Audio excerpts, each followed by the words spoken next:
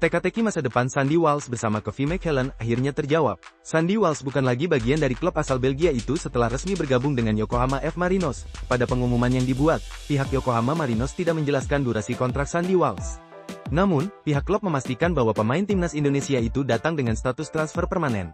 Sandy Walsh dari Kevin McHellen, Belgia, dengan senang hati kami informasikan bahwa telah diputuskan bahwa pemain tersebut akan bergabung dengan transfer penuh, tulis Yokohama Marinos di media sosial resmi klub.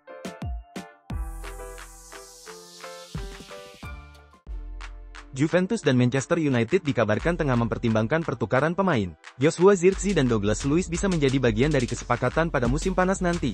Menurut Tuttosport, Juventus sempat menolak tawaran United untuk Douglas Luiz pada tenggat waktu transfer Januari lalu. Namun, negosiasi bisa kembali dibuka di musim panas. Manchester United dikabarkan masih tertarik untuk merekrutnya. Jika Juventus ingin mendatangkan Zirkzee, pertukaran dengan Luiz bisa menjadi solusi. Kesepakatan ini akan bergantung pada keputusan kedua klub di musim panas nanti.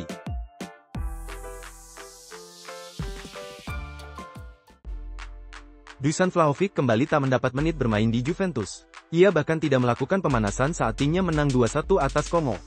Thiago Motta kini lebih mengandalkan Randal Kolo Muani. Saat ditanya apakah Vlahovic akan mendapat lebih banyak menit bermain, Motta mengatakan akan selalu ada ruang untuk semua orang. Dusan telah memainkan banyak pertandingan sejauh ini, bahkan dalam pertandingan di mana ia tidak dalam kondisi optimal tetapi tetap perlu dilibatkan.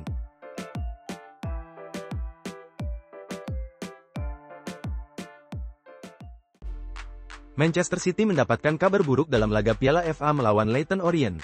Rekrutan baru mereka, Nico Gonzalez, mengalami cedera saat menjalani debutnya. Awalnya, Nico tampil menjanjikan dan memberikan umpan matang kepada Savinho. Namun, performa apik Nico hanya bertahan sebentar. Ia mengalami cedera setelah berbenturan dengan Sonny Perkins di lini tengah. Kini, City harus menunggu hasil pemeriksaan untuk mengetahui tingkat keparahan cederanya.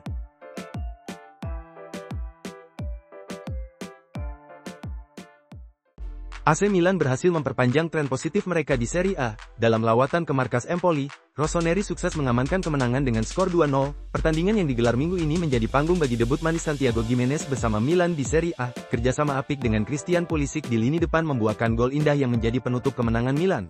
Gol ini bukan hanya berarti 3 poin bagi Milan, tetapi juga menandai awal yang menjanjikan bagi karir Gimenez di sepak bola Italia.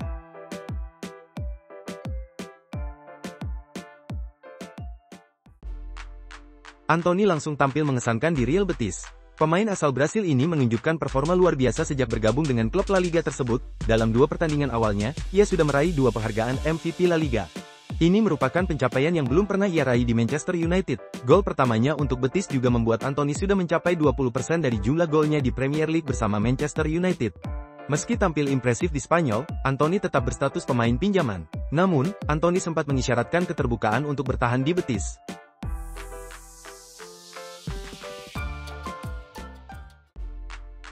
Real Madrid sebenarnya menciptakan banyak peluang. Namun, mereka tak sanggup memenangi derby Madrid. Salah satu penyebabnya adalah ketangguhan kiper Atletico Madrid, Jan Oblak. Dalam laga ini, Real Madrid unggul mutlak dalam hal jumlah tembakan. Real Madrid mencatatkan total 23 shots, sedangkan Atletico Madrid 10 shots. 8 shots on target Real Madrid yang dilepaskan Mbappe dan kawan-kawan mampu dimentahkan oleh Oblak.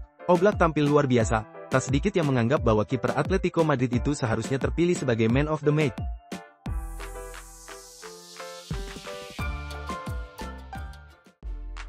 Keberadaan Dani Ceballos di lini tengah Real Madrid mungkin masih dipandang sebelah mata. Namun, pada 6 laga terakhir Real Madrid di La Liga, Dani Ceballos selalu dalam daftar starting 11 dan itu catatan bagus. Berdasarkan data dari Transfermarkt, Dani Ceballos mencatatkan 14 penampilan di La Liga hingga pekan ke-23. Total menit bermainnya 818 menit. Sebuah angka yang menunjukkan kontribusinya yang cukup signifikan. FotMob mencatat Ceballos punya 70,7% kemenangan dalam duel. Dia juga melakukan 59 kali recovery atau upaya untuk memulihkan penguasaan bola dari pihak lawan.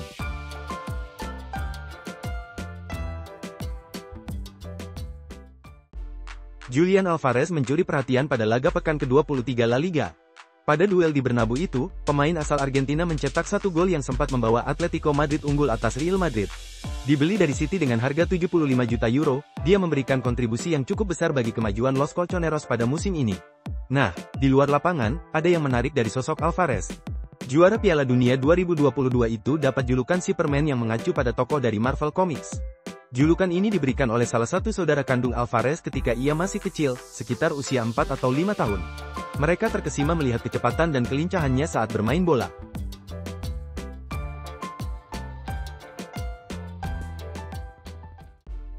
Real Madrid membeli Aurelien Tchouameni dengan harapan dia akan jadi gelandang bertahan yang tangguh. Namun, pemain asal Prancis itu belakangan lebih sering bermain sebagai bek tengah. Pertama kali Tchouameni mengisi posisi bek tengah adalah saat melawan Osasuna pada Oktober tahun 2023. Situasi darurat memaksa Carlo Ancelotti untuk menempatkannya di posisi yang tidak biasa baginya. Kemudian, ia kembali bermain sebagai bek tengah saat Real Madrid berhadapan dengan Alaves pada bulan Desember tahun 2023. Cedera dan akumulasi kartu merah pemain belakang menjadi alasan dibalik keputusan Ancelotti ini.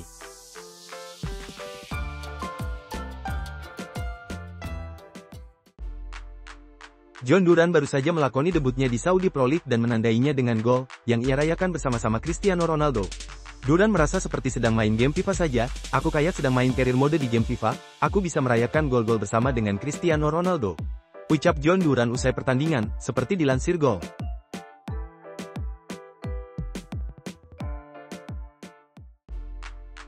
Marcus Rashford sudah memulai petualangan dengan Aston Villa. Manajer The Villa, Unai Emery, bahagia dengan kedatangan pemain 27 tahun itu. Emery menunjukkan sinyal positif soal Rashford setelah menjalani sesi latihan. Dia berlatih dengan fantastis, besok lagi, hari Minggu saatnya pertandingan.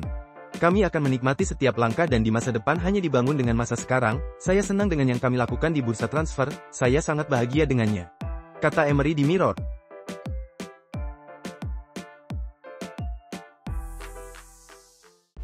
Manchester United masih rapuh di bawah asuhan Ruben Amorim. Lini belakang menjadi pekerjaan besar untuk manajer asal Portugal. MU menang 2-1 atas Leicester City di babak keempat Piala FA. Gol The Foxes itu menjadi kebobolan yang ke-32 ke gawang MU dalam 20 pertandingan bersama Amorim dalam data yang dilansir oleh BBC. Soal permainan United melawan Leicester, Amorim masih belum puas dengan permainan tim asuhannya. Tapi, dia menegaskan mau bertanggung jawab. Kami harus percaya sampai akhir, tapi pada laga ini tak ada hubungannya dengan Fergie Time. Saya pikir performanya, kami harus bisa lebih baik saat menguasai bola, dan saat tak menguasai bola, kata Amorim.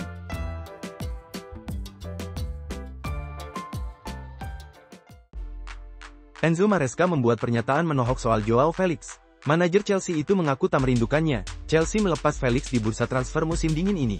Pemain Portugal itu dipinjamkan ke AC Milan sampai akhir musim. Maresca ditanya kembali soal keputusannya melepas Felix. Ia mengaku tak merindukan sang pemain sama sekali, seraya memuji kemampuan Jackson yang menjadi andalannya selama ini. Saya tak berpikir kami merindukan Joao. Joao senang di sana, dan kami senang jika dia demikian, katanya, dilansir Daily Mail.